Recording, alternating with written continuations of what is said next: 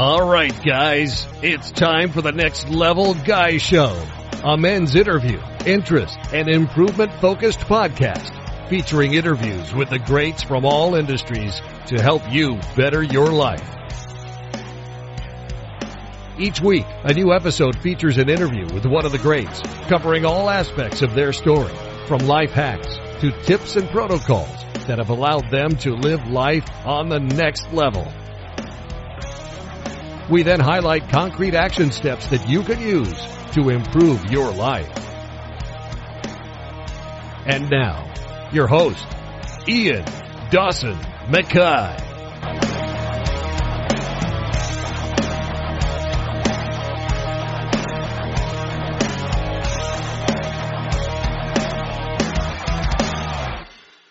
And today's guest is Josh McCartney. Josh is a memory and confidence coach, and in this interview we focus on how leveling up your memory is a key to changing our lives in all areas. We tend to tell ourselves a story of who we are as a person and what we're capable of, but this is normally bullshit, as with some help we can build good habits, self-confidence and a remarkable memory. Using the strategies and exercises Josh outlines, you can develop a mega memory that can change your life. And in this interview we discuss building memory methods, habits and hacks to learn new skills quickly, confidence and mental health fixes, the memory playbook, emotion and flow state, and so much more. And now, let's get to the interview. Thank you so much for doing this. Now, I can't believe how much I enjoy your social media. Your TikTok videos are legendary. You've got such a following there. But for people who maybe don't recognize your name, could you give a quick introduction of who you are and why you're building, such a juggernaut of a I don't know how you would describe it, memory school? Yeah. So I wouldn't expect really many people to know who I am, to be fair. The amount of followers that I've kind of received has been in the last sort of 6 to 8 months, but I've been doing the memory stuff for a few years now. Around several years ago, a good friend of mine kind of came to me and was like, "Hey man, I found this really, really cool thing. We should get into it." And it's called accelerated learning and memory coaching, memory training. And we didn't really recognize why nobody had heard about this sort of stuff before in the past, right? Mm-hmm. I had been a terrible student in high school, a terrible student in school, even university. I wasn't very good at. And I kind of pinned it down to, I thought it was my ability, my intellect, and I was at a fixed mindset, right? But as I started to learn these techniques and these, these abilities that I thought were impossible, I started to actually have some confidence in myself and my ability to be able to learn. And now whenever I try to learn anything new, it's easy. It's effortless. There's no hesitation. There's always the processes that I know are going to occur. Like there's a little bit of an adaptation, which takes a little bit of energy from you. But at the end of the day, learning has become so effortless for me now that I wish I knew these techniques earlier in the past. And that's kind of like my mission, is to give people these sort of techniques, these memory techniques, these learning strategies, and the belief and ability to be able to be confident in themselves and to be able to take action in whatever area of their life they want to learn. So it goes well past just learning new skills. It goes well past school. It goes well past university. It goes into every area of your life, because every area of your life is going to require a new version of yourself. And the faster you can learn, the faster you can adapt, the more value you can add to yourself, to the people around you, and the more impact that you can make around the world as well.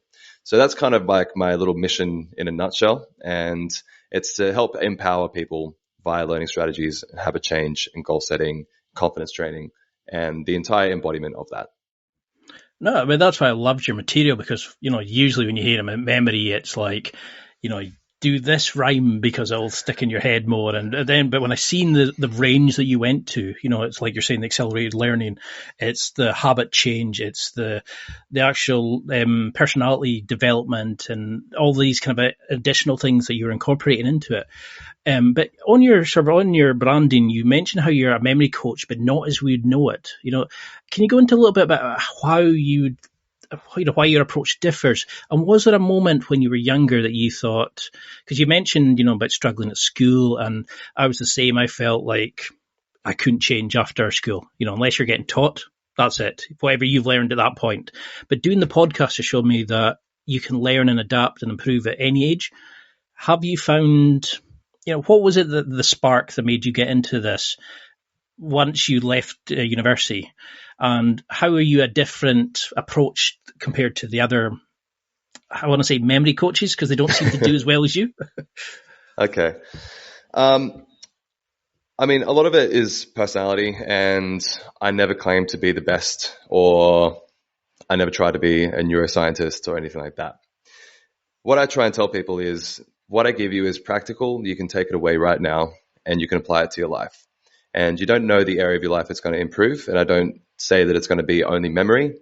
So it might affect different areas of your life. And I started off in personal development around 12 years ago. I started with the book, The Power of Now. And that was my first introduction to the world of self-development. And then I started along the way learning from Tony Robbins and Joe Dispenza and Tim Ferriss and, all of these great people. And it was all about self-development. And then I got into the learning strategies and the memory techniques. And these were kind of the things that connected it all together for me. I was able to understand all the personal development tactics and tools via the way that recognizing how the brain works and how memory works and how memory structures are and how to create these sort of neural networks to be able to assist you in every area of your life. So for me, it's a lot of my personal story. I came from being overweight, bullied as a kid. I was I did homeschooling for a couple of years because I wasn't confident enough to go to school. And so I've had such a low confidence pretty much my entire life until the last sort of few years, realistically. And I would be a performer. I've been a singer. I've been, touring Australia and America and UK and that sort of stuff for music. And I was always unfulfilled when it comes to performing. I would always wanted to be inspiring to other people, and I always wanted to help people to become a better version of themselves. But I didn't realize that music was not the avenue for me. So I followed it and pursued it for many, many years until I kind of realized that it wasn't the thing. I was unfulfilled. I was drinking like crazy and, partying and having what I thought was a good time, but running myself into the ground. And coaching kind of became the thing that was a bit of a savior for me. It became the thing that I was finding fulfillment in and excitement in and passion. And it's not an effort for me to show up to. So I've had a bit of a bizarre approach to memory and a bit of a bizarre approach to becoming a memory coach and confidence coach, but it's taken time. And it's a little bit different to some of the other guys you're going to see out there. Because that's definitely the thing is when I would go through other coaches, it was okay, you need to believe you're this person and just go and live that life. It was always kind of out there, or it was in the clouds kind of teaching. They never kind of gave you concrete action steps. And that's why I was really a big fan of your materials, that you could actually bring about a deep level change. It felt like in minutes, just reading through some of your Instagram posts, there was actual concrete action steps to do and ways to do it and templates to use and things. And I thought, this guy gets it. He understands where he's coming from. But a lot of people come with the belief that, memory disappears as I age. I can't learn anything after school. I have to be in a regimented class to learn. What are the myths of memory that you've encountered that you wish would just die? Is there things that drive you crazy because they're generally held beliefs that people just cling to? Oh yeah. And that's the biggest thing I struggle not to become arrogant against. Since I've had my TikTok blow up and stuff, I get a lot of comments now. And when you get a lot of people speaking to you, you see certain patterns that keep occurring, right? One of the biggest ones is that, once you get older, your memory is inevitably going to decline significantly. And it's not necessarily true, right? They've done many, many studies on different age ranges, and actually no real clinical medical changes have happened when it comes to memory, even into your 90s, into 100. So it's not inevitable that you're going to lose your memory. Most of it is lifestyle. If just remember this small sentence, if you're going to take away anything from this podcast, it's use it or lose it. It's that simple. If you want to get bigger muscles in the gym, you got to go to the gym and eat protein. It's pretty simple, really. The same thing goes with your brain. If you want to remember more information, you need to practice recalling the information and practice using your brain to store the information in the first place. It's pretty much that simple. The more that you do it, the better you get at it. If you don't do it, the worse you get at it. It's kind of that simple. Sorry, there's my dog. Scared me. yeah. Yep, I mean, that's definitely something I sort of learned was if you don't use it, you lose it. But you can re-upskill it. You can get to the point where it is possible to get back to where you were. Why do you think, is it a get out of jail card that people can use and say, okay, I don't need to, I can use it as an excuse that I can't get better because I'm older? Or is it that we generally believe this? What kind of barriers and bridges have you noticed clients will cling to avoid accepting that they have got it? Is it that we have, the fixed mindset? How would you break down that? So I'll try to break it down on the spot for you. So you and I have anywhere between 60 and 70,000 thoughts every single day. Every single day. Any person, regardless if you think you're overthinking, if you have ADHD, if you don't, if you're, come from a poor background, a rich background, we all have about the same amount of thoughts every single day. By the time you turn around 35 years old, we've memorized beliefs, patterns, perceptions, and just potential strategies in our minds that have helped us to adapt to the environment that we are around, right? Our brains are designed to keep us alive. They're designed to be able to hunt for mammoths and forage for berries. Or if you're vegan, it's there to hang out with mammoths and hunt for berries, whatever. It's not supposed to be able to, work out the mathematics of a black hole. And we've kind of tricked it to do that. So in terms of creating belief structures and stuff as you get older, it's more common because you've found the pathway that you think works for you. Okay. Generally, if by the time you turn 35 years old, 95% of who you are is a set sort of memorized belief structures and patterns and perceptions, right? So by that age, you keep doing that thing and you never really question why. So then if something starts to happen outside of that, it's not in your conscious awareness. So you keep following that pattern, you keep following that pathway, and it's not in your point of vision. So if it's having a bad memory and you believe that it's just inevitable, you've never really questioned it. You've never tried to find the evidence against it. You've never tried to really change it in the right ways that work. You might have tried a couple of things like a crossword puzzle or, something for a day. The standard but approach, you've probably never gone through like a 4-week or 5-week memory training program doing mnemonics and visualizations and imagination and creativity and focus training, right? So if you were to do that, you would break the pattern, you would break the belief. But people get stuck in beliefs because it's the way that our brains work. Our brains are pattern recognition devices, pretty much. It sees a pattern in the environment and says, this equals that. I now believe this and go with that.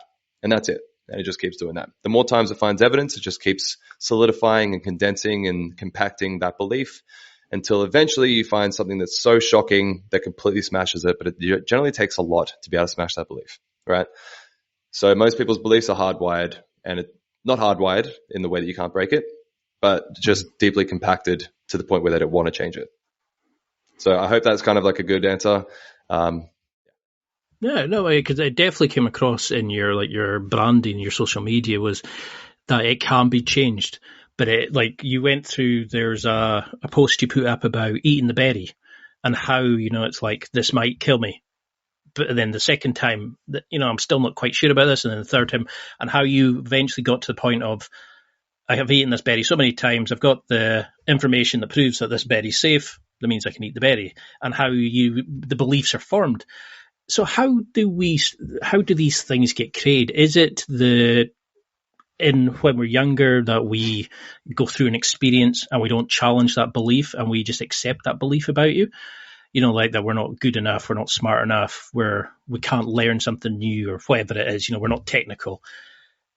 Can these things change straight away? Or, what have you found about going into long-term memory, long-term, these the RAM thinking? How quickly can we make these changes? Yeah. So I'll start with the belief structures and creations. So generally children up until around the age of about 7 are in a different state of mind, literally. Their brain waves are much slower. They're generally around a state of theta or alpha. So when you hypnotize somebody, they're generally in a theta state. That's where you can kind of implant subconscious information and to change them, right? Just before you go to bed and, your imagination starts to go a bit crazy. Well, that's kind of like theta all state. the time. That's the door to from your analytical mind to your subconscious mind. That's when it floods open. Children in really young ages are generally living in that state. They have no ability to connect the dots with rational thought. So whatever you give them, they have no ability to reject that information.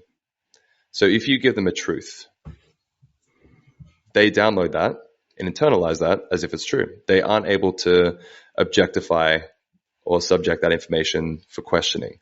It's just is how it is. Yeah. So it just goes straight in. If they're playing with, the horses that are on the neck horses with the wooden pole and they're jumping around on the horse, they actually believe they're on a horse. It's not a joke. Like, they actually think they are.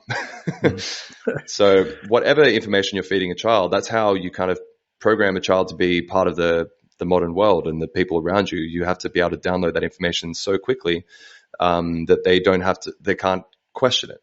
Okay. So by the time they're sort of like 8, 9, 10, they start to get out of that brainwave state. And around 12 or so, they start to get more into what you and I are in, which is beta. So beta is when you and I are awake and you and I are conscious and we're having this conversation. We have to think, we have to connect the dots.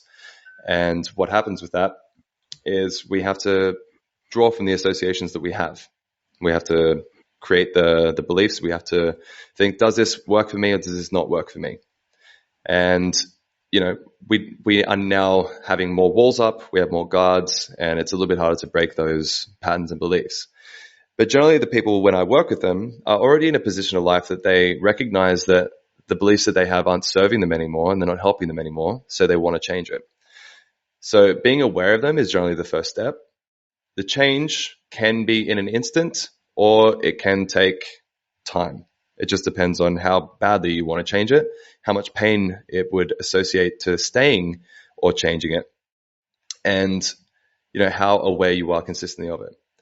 So most people would prefer to stay in a state of discomfort or a state of pain than they would to step into the unknown, into something that's new. And most people don't even ever question that.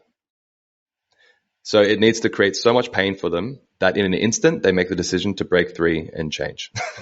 Unfortunately, it just is how it is. So it really depends on the individual, where they're at in their journey and how much of a desire they have to change. So would that be, you mentioned the inner bitch in one of your other posts. Would that be that thing that's, stay in bed, don't be silly, you can't do that? Or, because for instance, I've been doing Brazilian Jiu-Jitsu and I love it. Best thing I've ever done. You learn self-defense, you made new friends, all this, etc. Second, I thought, I want to compete. My brain started saying, nope, don't put yourself out there. People will make fun of you. Don't be. And then I went back to when I was bullied in primary school. There was that thing of hide in the shadows. Don't step out. Even though I became more confident, cocky, made heaps of new friends, I always held that back. So I always tried to avoid being seen, stepping up at times. And I realized that was a belief I had. So how would we say, if you were using that example, working with somebody who wanted, like yourself, to go and perform guitar solos and things like that, or jiu-jitsu competitions or whatever it is, how do you start working with a client to start breaking that barrier down? And how does it work between, short-term memory and long-term memory? Because I watch a jiu-jitsu performance and I can remember it for a week. 3 days later, I think you said it was something like 70% of what you've just seen goes out your head. How do we start building these things in? Because that's something I struggle with. Okay. So there's 2 questions in that. The first one I'll answer, which is, how do you work with somebody who has those limiting beliefs and that inner bitch that comes up to prevent you from doing things you want to do? So I would normally go through a process in NLP, which is timeline regression or timeline reprinting. And what that is you will find the emotion that's holding you down, whatever emotion it is you're having day to day. Okay. So say it's the fear of stepping out and doing your jiu-jitsu competition, right? We would trace it back to the first time you ever felt it. And you might think it might have been in the playground with kids in primary school, or it might have even been younger. Okay. And then I would plant you into the situation. I would put you in there and I would get you to speak to that inner child, that inner version of yourself. in a very, very calming, loving way, as if you are separate from him, and check what he really needs in that moment. Okay. And a lot of the time it's they're fearful, or they just want to play, they want to have fun, but they're being stopped from it. And these are really, really deep clues as to why this person and this version of you won't step out into the open. So we go through a process to change that memory in general, right? And then we start connecting the new emotion, the new feeling, the new insights, and the new wisdom from yourself into your past, so that you can heal the timeline that's coming up to where you are now. And then whenever you come up to a situation where you feel the same feeling, I get you to imagine essentially pulling that inner child out of yourself and saying a very simple phrase, which is, thank you, little Josh. For me, it's little Josh.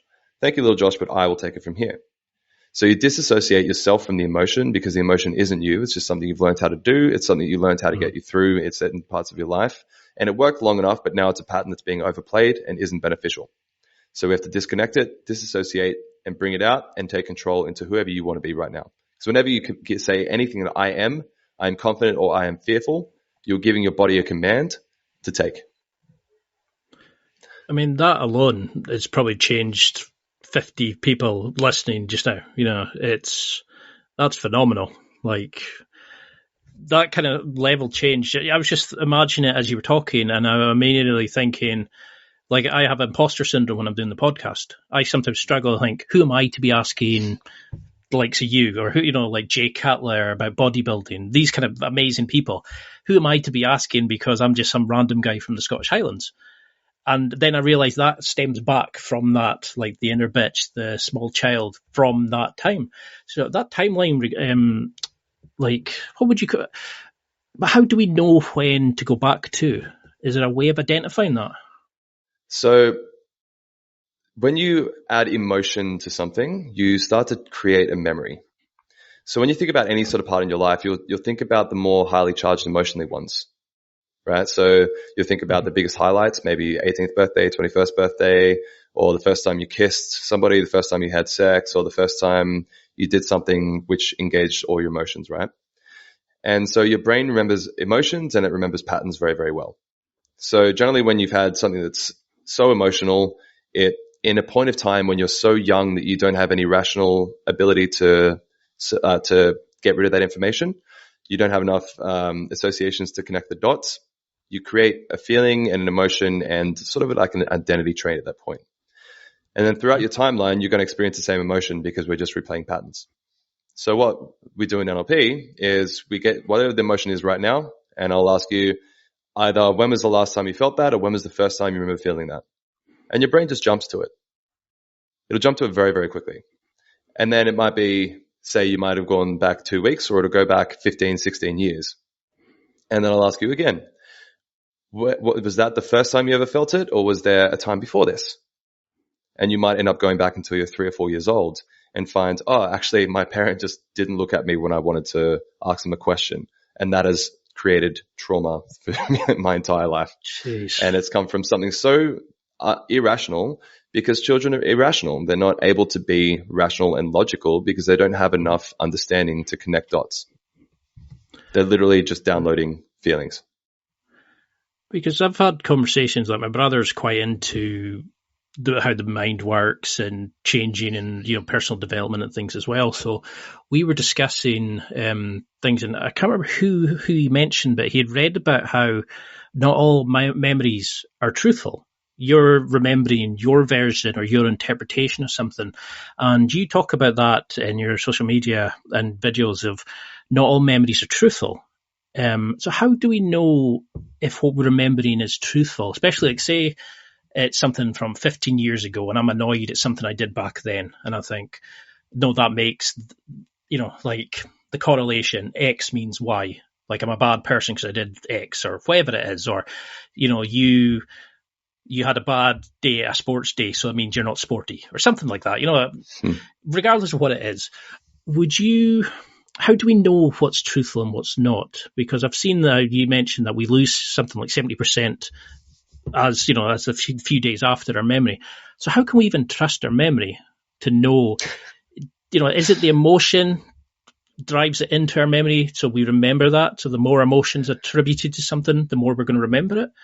Or is it so it's not a as simple very as that? tricky, it's a tricky question to answer. So your memories are generally created based on the beliefs and perceptions you have in that moment, which will trigger the emotion and the feeling, which will create the memory. And depending on what you're focused on in that moment will depend on what you remember from that memory. So if right now you weren't to pay attention to the fact that I have a green shirt, if you didn't remember that, then in 6 years' time from now, you'd be like, oh, I spoke to Josh about some memory stuff, but I wasn't really sure what. Oh, he mentioned the green shirt. Oh, that's what I was going to focus on now. So now I've kind of created the fact that you're going to remember that piece of information. But if you're talking to me and having the conversation, depending on your beliefs and perceptions and everything that you've created in your life up until this conversation will depend on what you decide to take from it in your memory. So you and I will have the same conversation, but leave with two different accounts of the same conversation, right? And then over time, your memory changes based on your new perception and your new belief of life. So then it also starts to alter the details of this memory. So even within like a year, 50% at least of each memory that you think that you know changes. We alter the details based on our new perception, new beliefs. So in terms of can you trust your memories? Not really, if you want to get down to it. You can trust that you definitely felt something in that moment, for sure, because you can remember the feeling better than you remember the information. But trust? I don't know. Yeah, because I was thinking back of like, you understand, like, you know, maybe you're an arsehole when you were a bit younger. Like, you know, you maybe in a relationship, you treat somebody badly because you weren't ready to connect and you didn't know how to say it to them at that point, or explain your feelings to somebody or whatever it was. And then you get to a point where as you're a bit older, you look back and you see it and you understand how that might have hurt somebody and how you should have said, and you know, all that kind of stuff. And it made me think, well, how can we trust our memories if we, you know, if we're looking back and understanding it from a different place and a developed person, how much can we look back and understand our own memories? And that's when I start thinking, well, is it true? Is it not? Am I remembering that because I'm thinking of myself badly in this sense? You mentioned emotion. How much does that play into things? And is it a way of remembering something by adding emotion to it? Is that a good way to memorize things? Absolutely. So a lot of the time we're repeating the stories generally of our past. So it's not necessarily even the details that we're repeating or the conversation, but the story we have around that situation that we had. So we can remember definitely certain things might have happened. Say if you got in a fight with somebody, that probably definitely happened, right? And you'll remember that. But the details around who was there, what the conversation was that sparked it, there are different points of emotion, so different parts of that scenario are going to be remembered differently in your mind. But in terms of learning to memorize information using emotion, I get people to do that from the beginning. So we use things like memory palaces, we'll use peg lists, we'll use different mnemonics, which is just assisted memory techniques that anybody can learn and anybody can use. And whenever you create a picture in your mind, a visualization, and for those people listening that think that you can't visualize, just for a moment, imagine that you can, okay? When you start to visualize information, you want to add in sensory details. So the senses that you have, touch, taste, sound, hearing, sight, all those, right? You want to add them in and pretend you're in the situation, okay? If there's something that happens in the visualization, which is you create a scary part of it, like maybe it's, harmful, or if it's, you can use striking imagery where it's like, I don't know how deep I want to go into the visualizations because everyone's is different. But whatever your brain comes up with in the moment of the visualization is generally the best one. But you'll come up with emotions inside of those visualizations. And the more emotion that you put into something, the easier it is going to be able to recall that image. Because that's what sort of blew me away with when I was looking at your stuff, was how much it all made sense. You know, it was like the stuff that I remembered was when I could remember being bullied and like when I was crying and stuff like that, but I couldn't remember sometimes a work thing that I just read, like a couple of days ago, and it's like, well, that's definitely because it's more emotional. And like I was a big fan of Sherlock, and I'm glad you mentioned sort of mind palaces because I had questions on that. because everybody else talks about journaling. And then I looked at mind palaces and I tried it. I like the idea of, building, I think it's, you use a room that you're familiar with and you're meant to, link your memories to the layout of the room and stuff like that. Mm-hmm. Things like that, meditation, visualization, are these useful tools? Or initially, do we have to work with a memory coach to start building that in? Can they really benefit us? Yeah. So I've gotten quite a few people that when they first start working with them, that they'll have tried to do these things before in the past. Like they've tried to use memory palaces or they've tried to learn different number techniques, but they don't know how to apply it to themselves. And that was also kind of some of the struggles that I had when I first started learning these techniques is the courses I took. I wasn't quite sure how to personalize it and how to create my own mental models and my own frameworks. So the frameworks that I use with people, they work, but it's about personalizing it to the way that their brain works. So everybody has different experiences, which means they're going to have different associations, which means they're going to need to create their own little systems within their minds to be able to make these techniques work. So you can go through on YouTube and TikTok and Instagrams and all those things and check out all the techniques. And depending on how in-depth you want to go, will depend on whether or not you're going to need a coach. There's unlimited information out there on the internet, but you don't pay coaches for information. You pay them for insight. You pay them for the simplification of the process and personalization. So it really depends on how deep people want to go into it. I mean, we're 30 minutes in and I can understand why you're so successful. And I just don't understand though, like why, say you have two competitors and they're like A and B and both are at the same level of skill. The person that can remember the technique better and apply it in that position is going to be better. The person that can, go in and remember stuff in a work presentation better is going to do better than the other person where you're maybe both at the same level of public speaking. Why do you think this sort of thing isn't more well known? Like, why isn't this taught in schools, especially at such a young age when memories are being formed and, beliefs and all this kind of stuff are getting created at such an early age? Is it just not well known enough, do you think? I've been asking myself the same question for a while. I'm trying to still figure out and formulate the right answer without it being opinionated. But I would think that learning how to learn would be a prerequisite to school, would be a prerequisite to learning. And learning is creating new associations in the brain. Memory is maintaining and sustaining those connections over time. So learning and memory are interconnected, obviously. But if you can't remember what you're learning, then you really haven't learned anything.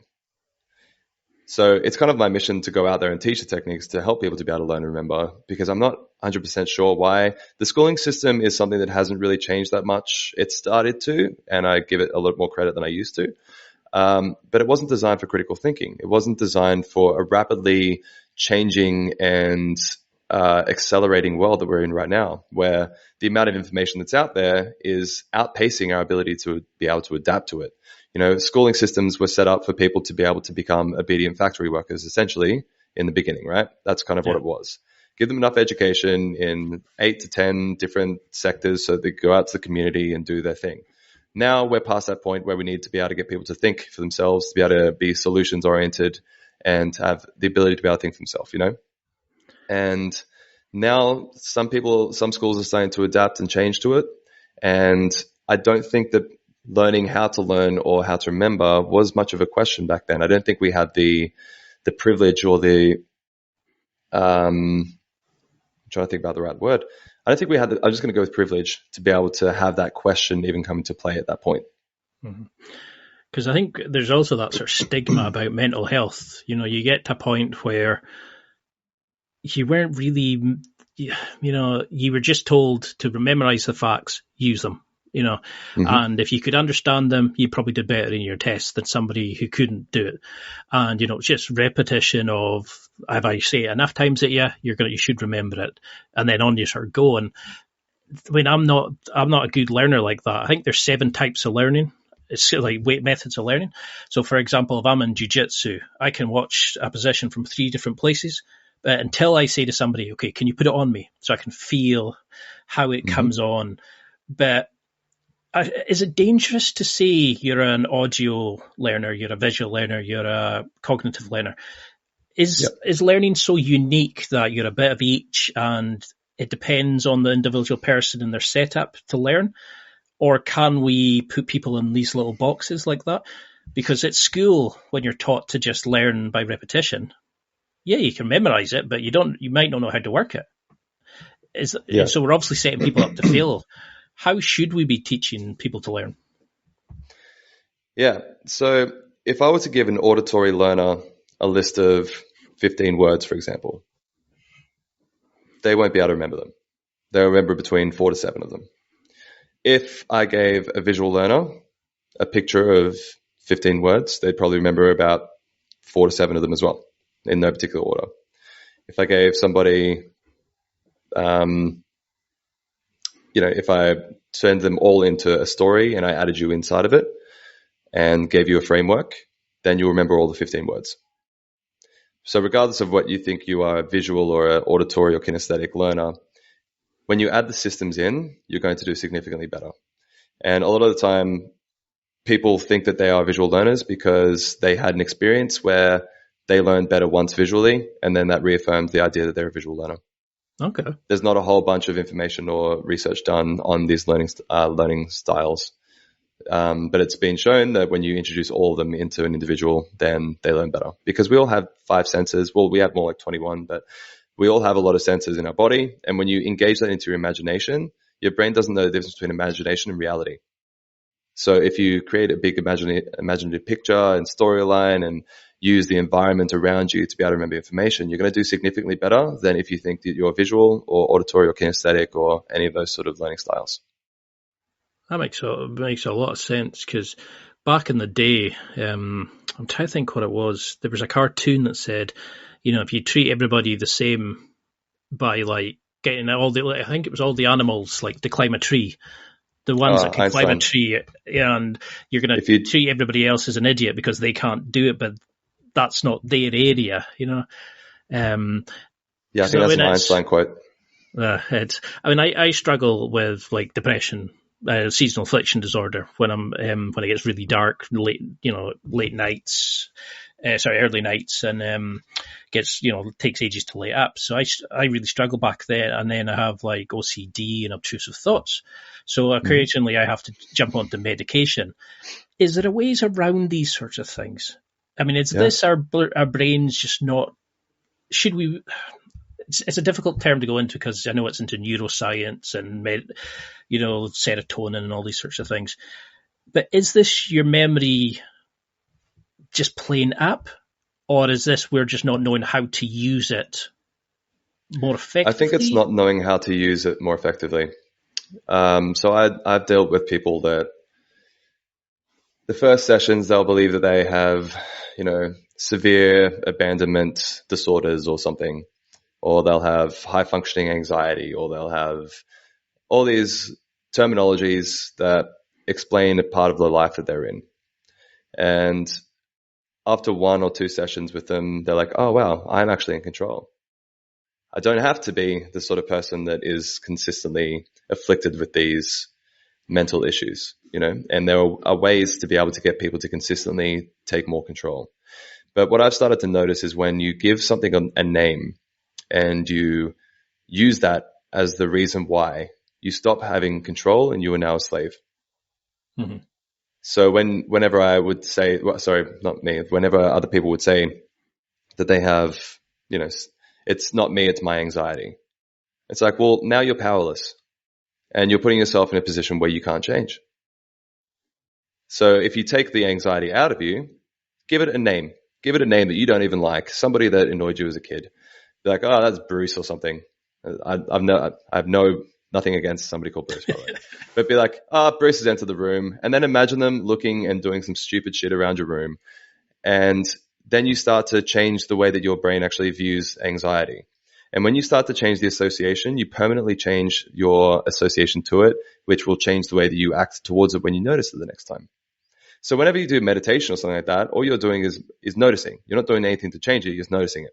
Then when you add visualization to this as well, I get people who have like abandonment issues. We'll go through that NLP process to bring out their inner child and stuff. I'll get them to imagine their little child running around whenever they get upset or they get anxious or they get depressed, and bring them out of their body and literally watching them run around being crazy. And they can't take the feeling seriously anymore. So their anxiety, their depression, their abandonment issues are now out of their body. It's not them anymore. So when you take away the label and you take control of your mind, you're able to change your entire perception of the entire scenario. Because it's definitely something I struggled with at the start, that I always put it down and I didn't really understand it. And then, I got put onto sort of antidepressants at the time. And then it started getting to a point, like you're saying, you start making that as the boogeyman. It's like, okay, that's the thing that's holding me back. That's the reason I can't do X, Y, Z. And, you take all your power and give it to that area of your life and say, well, I would like to do that, but I can't because my anxiety is too bad or my depression is too bad. And I can't remember what I called it, but I've done that before where you say, oh, that's just Oscar being, oh, fuck off, Oscar, I'm about to compete in this or I'm about to do this. And it definitely works, but it's trying to build it into a habit. So would you say like meditation, visualization, are these kind of daily things or are these things you slowly add in? How would you start improving and what habits would you get a new client to start doing to better themselves? Yeah. So from the first week, I'll generally go through this NLP process to check out their inner child, and I'll get them aware of where they feel it in their body, and then I'll get them to pull it out, right? And so whenever you feel that you're in a state that's not empowering, it's not who you truly are, you bring them out, say, thank you, little Josh, but I'll take it from here.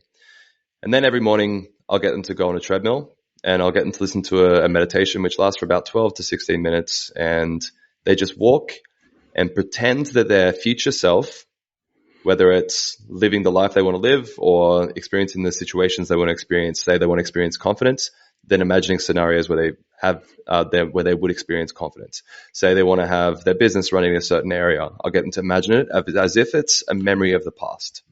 And when you put it into a memory, and you make it as if your future is a memory, your brain starts to rewire to match that persona. So when that starts to happen, your limitations, your fears, your insecurities, they start to disappear because you've already remembered and you're now memorizing personality traits that haven't happened yet in actual time, but in your brain, they've happened. So now we're memorizing new stories about the people we want to be. We're memorizing the feeling of accomplishment, the feeling of certainty, of empowerment, and all these things. And it's more constant and more frequent than the stories of the past, which are holding us back. It's time for a quick break. There are millions of potential products to buy, so how do you know which ones are worth your hard-earned money? Simple. You go to nextlevelguy.com/affiliates and explore those that will transform and improve your life. You'll find deals, listener exclusives, and special offers with some great companies. Recommendations are 100% honest and only on items Ian has tried or believes in. The companies showcased will make you a better man in all areas of your life. Simply go to nextlevelguy.com/affiliates and level up. Because I've done NLP where they've said, you take a memory that it destroys you to think about it, and you pretend it's on like a TV screen, and you remove the color, you change the voices to Mickey Mouse, or you make it into a tiny little thing. And I found that really helpful. It's also the thing about visualization where the brain apparently doesn't realize between sort of imagined reps and actual physical reps. Is that true? Is like when I remember listening to like meditation tapes, I found sometimes my brain would just go off with my thoughts, but a lot of times I could kind of go, okay, I can listen to that and then I'd forget about it, and it would really help. How do we build these in, like, to make them? I think it's just because I struggle with like doing it repetitively after a while. Like, how do we get over that final barrier to make this part of our life now? Is it we have to define who we want to be and have a very outlined version of who we want to be? Because Paul McKenna, I don't know if you know him, the hypnotist, he said, you pretend that person's in front of you and you step into them. There's like a whole ritual behind it, but you kind of become that person. And he said you can become that person straight away. Is that really the case? It is with practice, absolutely. What I try and set up for people is environmental cues and environmental triggers that are more constant, and with their just daily routines, more constant yeses than nos, so there's more votes towards the version of themselves that they want to become. So it comes to writing down 1 month, 2 month, and 1 year goals on the mirror, as well as a mantra about who they want to be. Mine is I inspire others each and every day. So every single time I go to my mirror in the morning, in the night, and during the day, I look at that and I imagine it as if I've already achieved those 1 month, 2 month, and 1 year goals, as if it's already real. And then I look at my mantra. And then if I'm not acting as if I'm that person today, it just starts to kick in. It's like, Josh, you're not holding true to what you're saying to yourself. Yeah. And that might take a little bit of time. It might take a couple of weeks to a month. But it's the more wins towards the desired identity that you take, the more that you start to become it. I wouldn't expect an easy and one-day fix for anybody. If you want to recondition 35 years of bad habits, it's going to take more than 1 day. But there is hope, is the thing, right? We all have neuroplasticity in our brain, which just means that when our brain learns anything new, it's like stretching a plastic bag. It'll never go back to the original dimensions. So it can never physically be the same. So once you learn a new truth about yourself, you change a belief, you can never go back to the old one. Because that blew me away when I seen that. And I think it was in the Memory Playbook. And I was just like, I'll check out the Memory Playbook. I kind of always go through each guest, and I was just like, this is amazing. The branding on that is like unicorns and like people dressed as elephant. It's just like, it blew me away, and it stuck with me. It's like my brain kind of, because it was funny, because it built the emotion, like we talked about earlier, it stuck into my head more. So you have a great way, because there'd be people just now sitting there going, yeah, that's fine, but I'm never going to be able to do this because it's too big a goal. I could understand if it was just this little area, but you have a great way of doing it for like the 2-minute approach. Can you go into a little bit about that, about how we can utilize these how to get into bigger goals? Sure. So most people, why they don't go towards bigger goals is either they're not emotionally connected enough to the outcome, which is what I've kind of been talking about before, or they see the task as too big. Okay. And the brain will generally avoid anything that's too big. It'll see something huge and be like, nah, I can't tackle that. It's too big. Let's just put that over there. We'll do something that's easier, which is more rewarding straight away. So whenever that happens, you'll go towards the path of, least resistance, which might be avoidance, procrastination. It might be going out and drinking or having fun with friends or whatever it is that's avoiding the task that you want to actually do. So creating your connection to your future ideal self is a really important step. Secondly, if you want to break down a task, how do you eat an elephant? Right? It's one bite at a time. You don't try and devour an entire elephant because it's impossible. So if you're trying to get in shape, you're trying to become, lose some weight. Instead of focusing on, I want to lose 15 kilos, that's a scary task.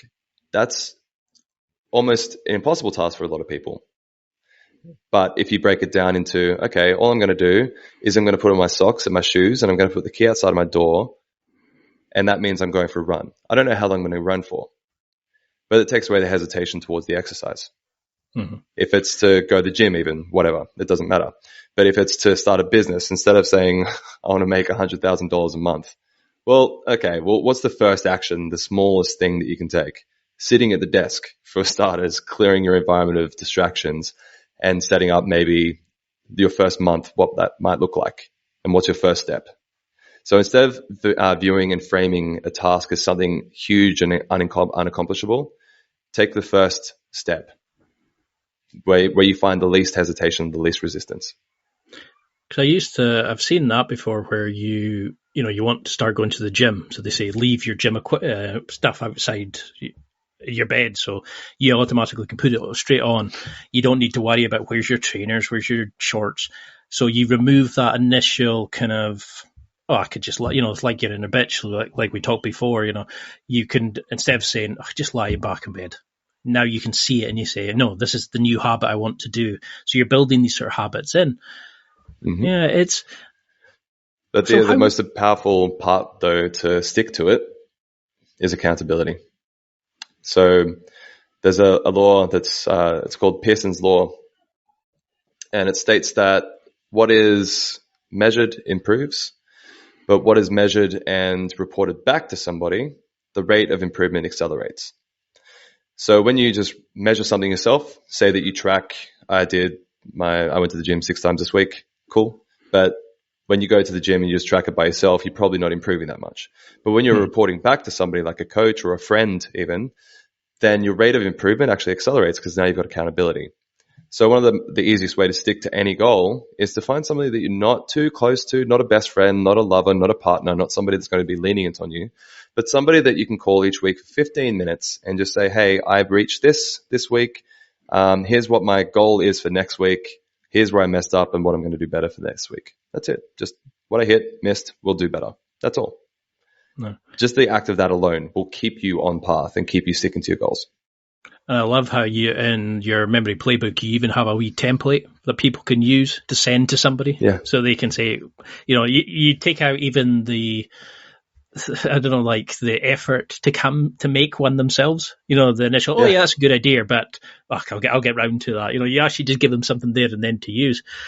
So something I know a lot of people struggle with is when they're trying to make a new habit or a new skill or learn whatever it is, the second they start to fail, they start saying, oh, I'm just not good enough. Oh, I'm not, that initial bumps down the road. What have you learned about, I don't want to call it rejection, but is it just a case of looking at it as, well, that's an approach that didn't work, or something I'm doing is wrong? How should we look at failure or slipping up and go back to our old habits? How do we do that? And then how do we realign to get back on track? Is it the accountability again? Accountability is a really good one. It will help for sure. But reframing is going to help you a lot as well, right? Whenever you learn anything, you're always going to have an area of discomfort. And failure is the most natural form of learning. Like when you think about a baby that starts to walk, when it takes a step, it falls over. And then it'll stand up again, take 2 more steps, and fall over again. Then it'll do it. It might take 3 or 4 or 5, 6 steps this time. It'll keep falling over. Then it gets up. But it has the vision of itself walking, so it keeps doing it. And it falls over so many times until it starts running. But you didn't just stand up and start running from the get-go, right? You failed over and over and over again. And think about any area of your life where you've gotten good at something. It has to come from failure. So that's why it's important to have the vision of yourself already succeeding it at the beginning, where regardless of how many times you're going to fail, you're still going to get back up and keep going. Imagine yourself as if you've already achieved it, and recognize that these failures are me being a scientist in my own life, testing what does work, what doesn't work, and staying on track towards whatever outcome I want to achieve. That makes a lot of sense. It's really annoying just now because there's so many little side avenues I want to go down, because I find this so fascinating, and your stuff is it's opened up all these new ways of thinking, and I could have you on for like 3 hours and still have enough questions for another. So we've got to do another one. I'd love to. What see when you're doing the sort of the approach? I don't know if you know Tim Ferriss, the human guinea pig. Yeah, he was like one of my first introductions to self-development and accelerated learning as well. It's quite amazing how quickly people kind of got, and like Andrew Huberman, is it as well? The neuroscience guy that's come up recently. I think people are realizing that there's so much more now that we can change. Like Aubrey Marcus with On It. There's these amazing kind of changes we can make that we're realizing we're not just who we were as kids, and that's you till you die. You can actually manipulate and change and develop yourself. But he has this policy where he talks about fear setting. So every month he writes out what he wants to do, and then writes out the goals of each thing and says, what am I scared of? Where can it go wrong? And then what he would then takes and says, okay, so that's my fears. How can I go back to that starting point? How can I fix it if it goes wrong? So he actually removes the power of the fear. Is that helpful? Or is this going back to what we were talking about where you said, imagine your future self as a memory? Does that kind of negate the need for that sort of thing? For me, it kind of does. This is a good technique, the fear setting, because it's anticipation of what could go wrong and what to do if you do discover it, so that your brain's actually aware of it happening. Like with meditation, generally all you're trying to do is see the emotions. You're not trying to change anything, but being aware of it is generally all that you need to do, and the emotion itself will dissipate. So whenever you see the fear in your future and you anticipate the fear, just because you've already seen it in the beginning, whenever it does pop up, well, now you're aware of it and you don't need to get embodied by the fear, and you now have the option to be able to make a new choice. So writing down your fear from the beginning is definitely a good one to do. I think, like any of this, I think you can get overwhelmed by too much information nowadays. So instead of trying to embody everything and doing nothing, try to find one thing from this podcast that you can actually take and actually try. Try and take one thing that you're going to try and see what works for you. Because every technique that I give, not all of them are going to work for every single person, but there will be variations of them that will. So it's the same reason why some people might like Grant Cardone and not like Tony Robbins, when it's all about like just being a better version of yourself and achieving more and stuff like that, right? When one person gives the information, you will listen. When another person does, you won't. But it's about finding which works for you over time. So being the scientist of your own life. And when I teach people how to learn, when you're trying to understand and comprehend information, the terminology I kind of give is called brute force learning. And essentially what it is adopted from the hacking world, where hackers will take thousands of different passwords and attack the firewall all at once, so that eventually one will break through. And when it comes to with learning is find as many different associations, as many different explanations as you can find from different teachers, from different masters, from different books and podcasts and YouTubes and everything around the topic, so that eventually one of the explanations is going to connect. But try and find it from as multiple different sources as possible. So, like, I tend to stick to like about an hour and a half, roughly, say, on podcasts. And as I'm listening to somebody, they'll have like amazing advice the whole way through. Or I'm reading a book and I'm thinking, that's the best technique. Right, I'm going to go do that. How do we take it from short term into long term? But how then do we take the long term memory and understand it and learn it and use it? Is there a procedure that you use? Because, like, say if somebody's listening to this just now and wants to do that technique, how do we then make sure that goes into our head, we memorize it, we let into long-term memory, but then we also understand it enough to use it? Is there a way of doing that, or is it just individual, their own ability at that stage of their life? Yep. So the one that I kind of just gave with brute force learning can help you to comprehend and understand the techniques better, where you try and get it from as many different explanations as possible. But when it comes to long-term memory, right? Long-term memory is only 1 minute to the rest of your life, which is crazy, right? Sometimes you need to memorize before comprehension comes in. So you memorize a technique, or you'll memorize some information, but you won't understand it because you don't have enough connections yet to properly see it as an insight or a wisdom. But your long-term memory is anything from 1 minute to 100 years. So depending on how important that information is to you for your future will depend on how long you're going to remember it for. So if you learn it once and it gets from your working to short to long-term memory, but you never repeat it again, then you'll still forget it in a day from now, or 2 days, or 5 days, because your brain is a deletion device. And all you've said is, if you don't repeat it, you don't add enough emotion to it. What you've said to your brain is, this piece of information isn't important enough to keep in my brain. I'll delete it and open up space for new, more important information that might be more useful for my survival. So having a system of review that's increasing intervals of time, this is called spaced repetition, where you would learn a new piece of information here and depend, like say right now, this podcast, and then depending on what you're trying to remember out of it later, say in an hour's time, you'd repeat those main points you want to remember later. And then tomorrow, just remember it again in your mind. It takes 15 to 30 seconds. That's it. And then 4 days from now, you remember it again. And then 7 days from now, again. So we're increasing the intervals of time in which we remember the information, which puts it into a longer term in our brain.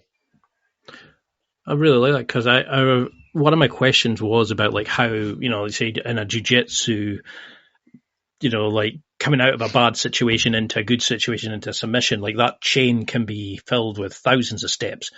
And I was like, how do I memorize all this? And I think you had a similar kind of approach to that of, you learn step by step, then you go away, and instead of just trying to say the steps, you tell somebody it. You would demonstrate it, and then you'd go, oh, wait, no, that's what I need to, I'm lacking on that. Okay, I need to go learn that. And then you do it again and again and again. And like you're saying, this sort of timed blocks of learning.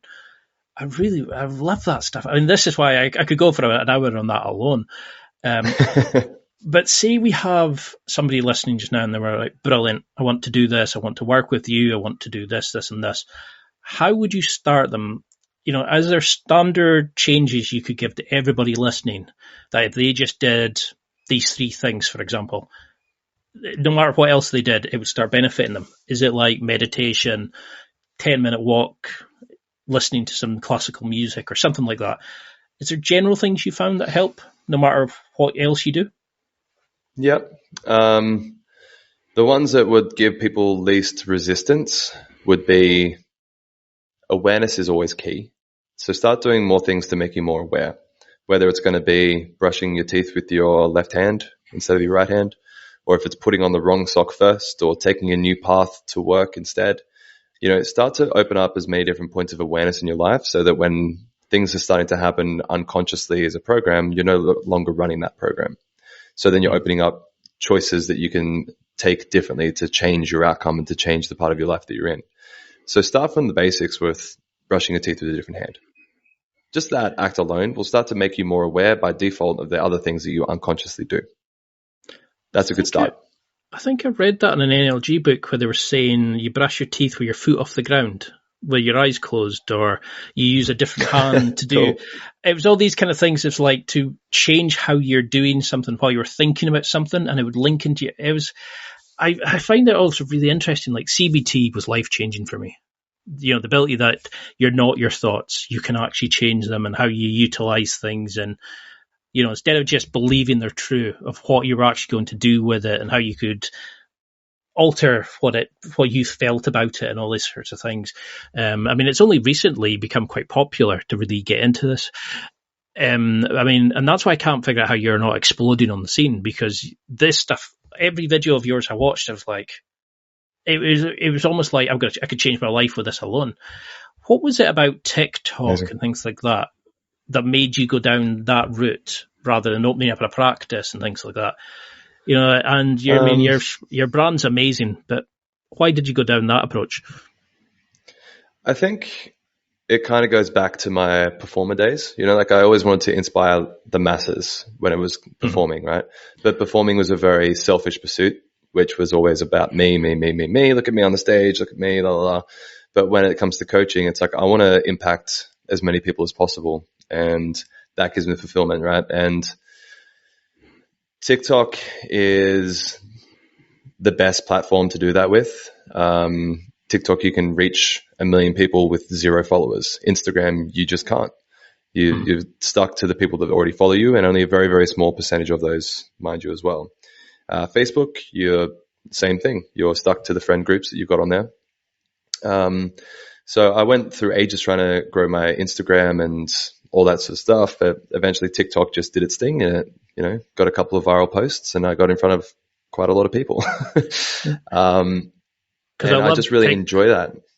I like TikTok's like 1 minute kind of, is there 90 seconds is the max you can put on it. So you kind of have to, you have to streamline your material to make sure it gets into there. Because I struggle that with sometimes, as you probably noticed, I waffle quite a bit.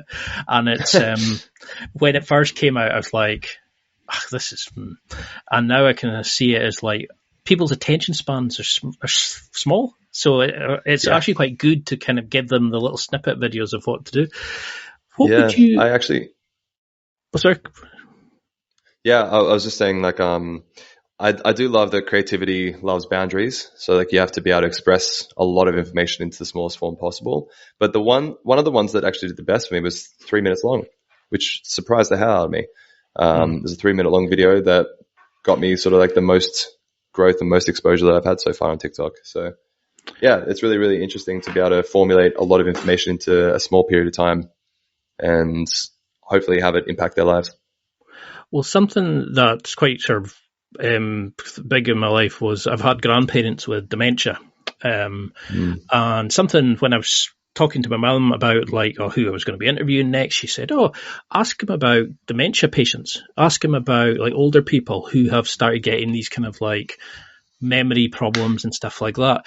Is there anything that, I know it kind of goes into how the brain functions and stuff like that, but is there anything you would do from your side of things to work on improving their memories or helping them at least recover or understand their memories better? Because when my grandpa had dementia, for example, colours would set him off, and he would remember a time back in 1955 when he had conversations, but he'd forget he had children.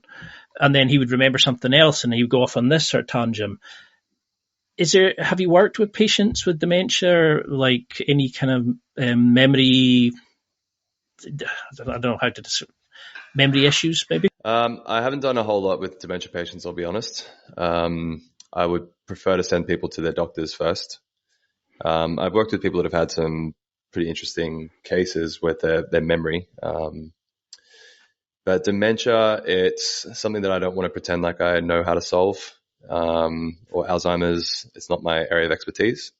For me, it's the studies that I've read and the other people I've seen that have worked with them. It seems that prevention is sort of the best medicine, and learning new skills is generally one of the best things that people can do to prevent and to help people who have had similar sort of circumstances.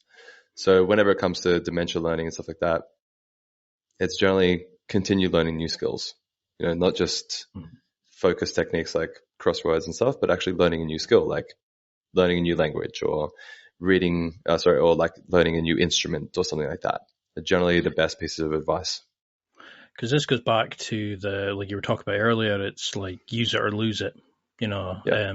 And I think that's the thing is people are going to go, oh yeah, we'll get them to do a jigsaw, we get them to do a crossword. And you're like, well, that's not really enough. And I was really liking on your memory playbook where you were talking about, the best way to learn a skill is if you're struggling is through another skill. The art of learning kind of help boosters you for the other skills. And I really like the idea of doing that with our older people, of getting them to learn new things, because it's like you're saying, it's like use it or lose it. Your brain starts thinking, well, why am I keeping this part of the brain open and feeding it and, strengthening it? Yeah. If he's not learning anything, where I could be using it for other parts of the development or whatever you want to call it. So what do you want? I mean, you should be massive. You should be everybody following you, but what advice would you give to people? What do you want the evolution of your brand to be? With Memory Playbook, which is brilliant. It's hilarious. But it's also life-changing. It's like your website, your coaching business. What do you want the evolution of this to be? Where do you want to be in 5 years or? So I want to have my own coaching business. I think the Memory Playbook will be the more business umbrella, having memory coaches and other coaches to help people in different areas of their life. And for me, I'd love to be the personal brand, one of the thought leaders within the industry, up there with the greats of, Jim Quick and Tony Robbins. And I want to be a big brand in the self-development scene, that's one of my main sort of things. I've always wanted to be, I used to think I wanted to be famous with music, but I still want to be somewhat famous, I guess. I want to stroke my ego in that way, but I wanted to do it in a way that fulfills me and that actually helps and inspires others. So 5 years time, I'd like to be a globally recognized thought leader within my industry of coaching, and Memory Playbook will be a company that, distributes the techniques and the learning strategies to schools globally. That's sort of my vision. Because when I seen you were a memory guy, I was thinking, I've already interviewed a memory guy. But then when you started talking about habit change, I thought, okay. And then when you started talking about fixing your inner child and dealing with the inner bit, I was just like, okay, this guy's got me hooked. And then as I watched your videos, you have such you're really good at presenting the information in a fun and an interesting way. And the Memory Playbook, like we discussed before we jumped on the call, was the branding is amazing. And it's funny, but it sticks in your head. But you also give really good action, concrete steps to say, we're not just talking of the concept, we're actually detailing how to do it. So I know we were well past our time. I'm sorry for keeping you. For people who want to work with you, people who want to find you on social media, people who want to do X, Y, Z, have you got talks coming up? Have you got, like, a TED Talk would be excellent, I think. Have you got any events coming up that people can sign up to? But yeah, so in terms of talks, I'll be doing more workshops throughout Dubai, more online recordings. I'm about to come out with a free 7-day course for anybody that they want. Just you'll go to my Instagram or TikTok, and it'll be a link in the bio to open up a little thing. It'll say free 7-day course. That'll be up in the next week or so. And then start to follow the journey, because what we're going to start doing is some pretty cool stuff. We're going to take people through courses on Coursera and Udemy and stuff like that, and show them in real time what it's like to break down a course and how to learn it in huge detail, but really, really quickly. So we're going to be using accelerated learning techniques and memory techniques to be able to take people through courses. So they're actually also gaining a skill with a course, as well as all the techniques that I'm going to be teaching. So it'd be good for people to have that prerequisite of the free 7-day course to be able to do that as well. But yeah, so I guess just watch the space. I'll be doing quite a lot of stuff, and I'm not stopping, like my following amount has just been an introduction for me, not an outcome of what I was looking for. It's like the door is starting to open. So yeah, I'm hoping to do quite a lot more, trust me. I love that, because it's like they say, it's like, this is just the beginning. It's not the end. And it's like, you got your first 1,000, go for your 10,000. You got your 10,000, go 100,000. And then, think of the life you could be changing. And that's why I love this podcast, is I get to speak to people like you, and I get the people who email you and say, that conversation changed my life, or actually, I'm so glad I found this guy, and that's why I'm so glad I can share stuff like this with you. Do you want to just go over your sort of social media handles? Like, if I was to find you on Instagram, TikTok, that sort of thing? Yeah, sure. So TikTok is an easy one. It's Memory Coach. Pretty straightforward. Instagram, it's Josh McCartney official. Josh McCartney, like Paul McCartney from the Beatles, but Josh. And if you want to check out Memory Playbook as well, there's Memory Playbook on Instagram as well.